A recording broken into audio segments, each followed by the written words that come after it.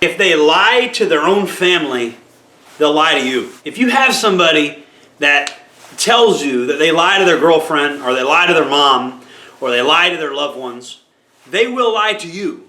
These people lie to the people that are closest to them. So what the heck makes you think that these people that lie to their own family are not going to lie to you? If you want to assess somebody's trustworthiness, you have got to ask yourself, will they lie to somebody they care about? People that are manipulative a lot of times are raised by somewhat strict parents, believe it or not. And they learn from a very young age how to manipulate their parents. And so that translates into adulthood as, manipulating everybody. The problem is, and you'll see this, as they get later into their 20s, they may be master liars, but as they get older, people start to catch them in more and more of their lies. Because even though they're very good liars, it starts to catch up with them. Eventually people find out, all right? And so you're going to see individuals like this are going to thrive in big cities, in places like Tallahassee. In a place like Tallahassee, there's enough people, and it's a college town, and it keeps getting recycled. So a con artist, a social parasite, a person that doesn't reciprocate, Tallahassee is the perfect place for them to be. And the reason that is because Tallahassee, it's 300,000 people, but it's constantly shifting and rotating because it's a college town. So it's a place that a social parasite can mooch off of different people indefinitely and not reciprocate. And so you need to be aware of that. If it's a very small town where everybody knows everybody, a person like that won't survive in a small town, and they'll move to a place like Tallahassee. You'll see it. And so be aware that there are social parasites out there, and they will waste lots of your time. They're out here. It's the biggest threat to your safety, basically, so many bad things can happen in your life if a social parasite attaches to you, right? The number one way to detect a social parasite, do they lie to their own family members? If they lie to their own family members, there's a good chance they'll lie to you. So, number two. Lesson number 2 here is very few people actually care about you. And that's not to say that nobody cares about you at all, but very few people unconditionally love you and will do anything for you. Nobody's worried about you like that. Nobody's paying that much attention to you. Even if you're an extremist, government agents are probably not watching you every hour of every day. I doubt it. I doubt you're that important. If anybody slides right into your life and says that they care about you a bunch, be very skeptical of that, because they probably have some kind of ulterior motives. They probably have some kind of ulterior motives. If somebody slides directly into your life and they start making you all kinds of fancy promises about how they care about you and love you, and they just met you, they may have good intentions. They may be naive themselves. But just be aware of that. Very few people in your life really care about you like that. Love is exclusionary. It's not like this liberal political correctness thing that you just hand out to everybody. No, love is exclusionary. The reason it's so special is because it's exclusionary. If somebody loves you and they really, really, really love you, they are picking you above everybody else. It is an exclusionary thing. So the liberal idea of love, free love, love everybody, that's nonsense. That's not how love really works. If love really worked that way, it would be useless. It would have no real value. The fact that love is so exclusionary and so difficult to find is the very reason it's so special. And I want you guys to remember that, especially you young men out there, because I know right now, the sexual marketplace is all skewed and we'll go into that in other videos. Right now, men are struggling because the internet has done some weird things that haven't evened out yet. Just like economics has to even out, there has to be a correction. The sexual marketplace has encountered a inflationary bubble toward the female sex. We're going to get into that in another video, but just remember that the very reason love is so powerful and so great is because it's exclusionary and it's hard to find. The hardest things to do in life are the most meaningful, and finding love is one of those things. It's going to be very difficult to really find somebody that actually loves you for who you are is a very difficult thing to do. And so it's worth it because it's hard. Putting a man on the moon was hard, right? Number 3, business. To you, it may be personal.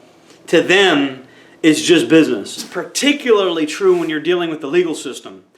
you can wait them out, and you can just people want to put on a show and act like you're the most terrible person ever. I've dealt with this with the legal system myself, and you know, they want you in front of the cameras. They want you to be the most terrible person ever. They want to go on this crusade against you. But at the end of the day, Alex Jones is going to go through this, basically, where it's, okay, what do you want from him?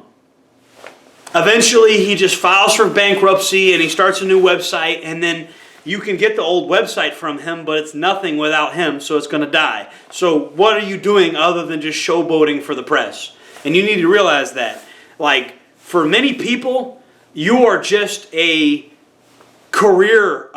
You are just a step on a career ladder to many people. Many people want to take advantage of you and use you as a step on their career ladder. And the local prosecutor, the local state's attorney's office, if somebody physically attacks you and you defend yourself and you kill that person, they will use that case as their career ladder, and they will get in front of all the cameras and they'll make a big scene, but it's not really personal to them. It's really just, you're just a step in their career ladder.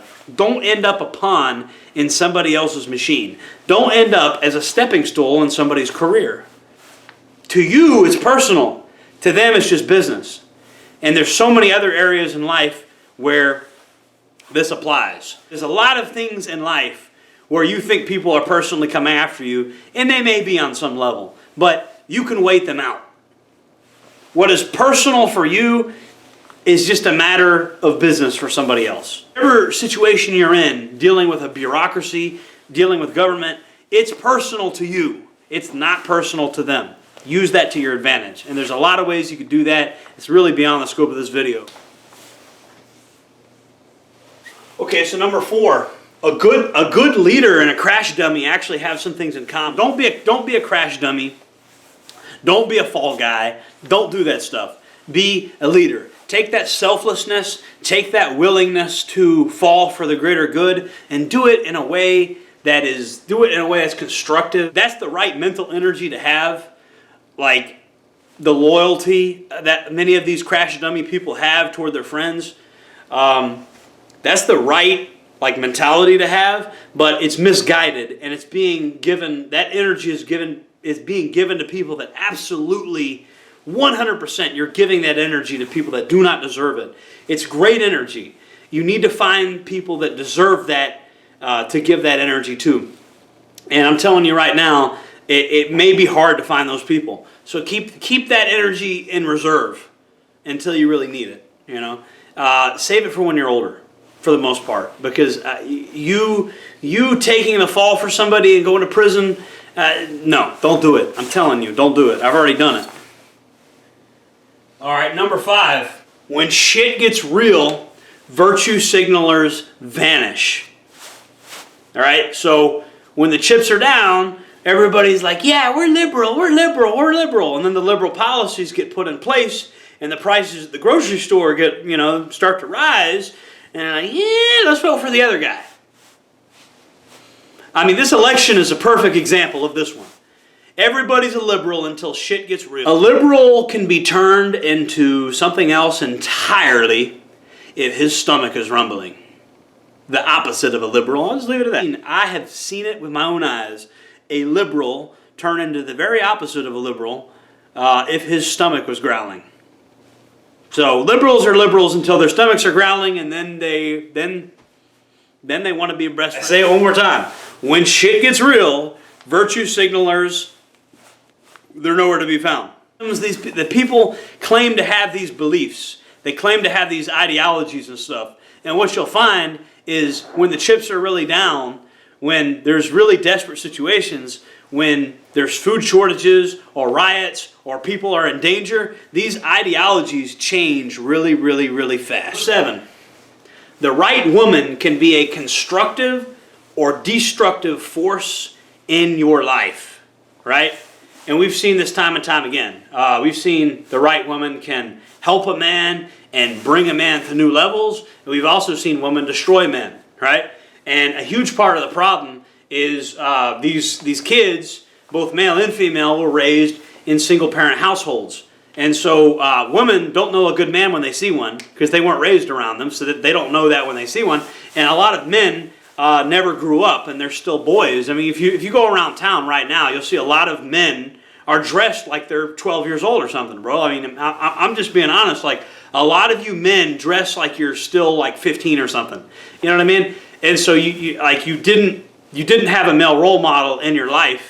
And so this is why you're doing the things you're doing. I would make sure that instead of taking advice about women, go ahead and read up on anthropology, sociology, stuff like that, and really read books about the history of the relations between men and women, and just realize that, like, human beings are animals. Basically, you just have to take the natural law pill on this one. And I hope YouTube doesn't take me down for saying this, but you're going to have to take the natural law pill. I don't know what color the pill is. It's not a red pill. It's not a blue pill. It's not a white pill. It's not a black pill. I don't know what color it is, but it's the natural law pill.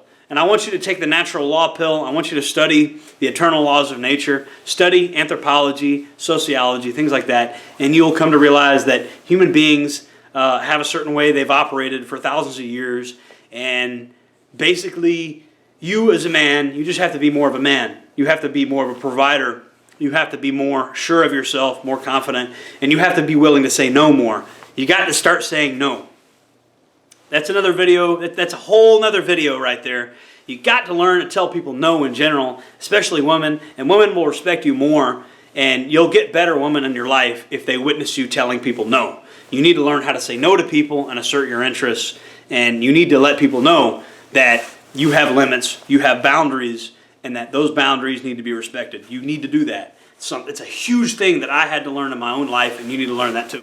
Number 8, most powerful men, the most powerful people in general, are the people that provide the most value. Think Jeff Bezos, think Elon Musk. We give them power, we give them money, we give them wealth, we give them fame, we give them prosperity. Why? Why do we give them all these things? Because they got all those things from us. Because they provide the most value. That is why. It doesn't mean be Mr. Nice Guy, help everybody for free all the time and never ask for anything in return. But what it means is that true social status comes from service to your people. Right? And so get out there and be known as that guy that really showed up and did what was needed to be done. All right? Be known as that guy. Get out in your community. And also, some of those things you should do for free. Volunteer. Help some people. Do some random acts of kindness. You know, do some things that signal that, hey, I have my shit together so much that I have free time to help you for free. Signal that. Take these left-wing virtue signalers that they talk a good game about stuff, but when the shit really hits the fan, how I said earlier, you remember what I said earlier about virtue signalers? How when the chips are down, all those values they claim to believe fly out the window? Show the world the values you have. Show the world the value you have, and then the ideological values you have as well. Show the world that who you are and what you believe matters and has value. Show the world that. Go out in your community, help somebody, help your neighbor, help the old lady across the street. Stop talking crap about the boomers. Provide a product or service to the boomers. Be friends with the boomers. Help the boomers. And that money they have that you keep complaining about has to go somewhere. You understand? Like the money the baby boomer generation has to go somewhere. Have it go to you. Help them. Provide them with a product or service. Stop making excuses. Stop getting mad because other people have stuff you don't. Oh, the baby boomers, they have so much money. Okay, I understand. And they had a better deal when they were younger. They got paid more money for less work. It was more traditional values back then. Property was like $100 an acre back then. I get it. They had it better than you in many ways. I understand that.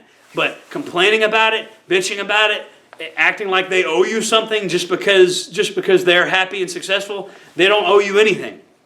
The baby boomers don't owe you shit. Go out there, befriend the baby boomers, provide them products and services, do things to make their life better, and I promise you, they will pay you some money for doing that.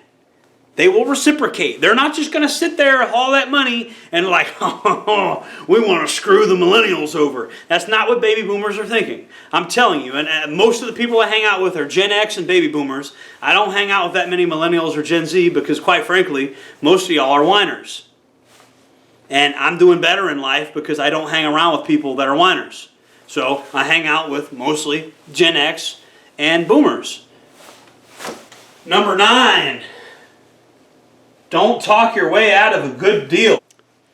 You should be quiet in general.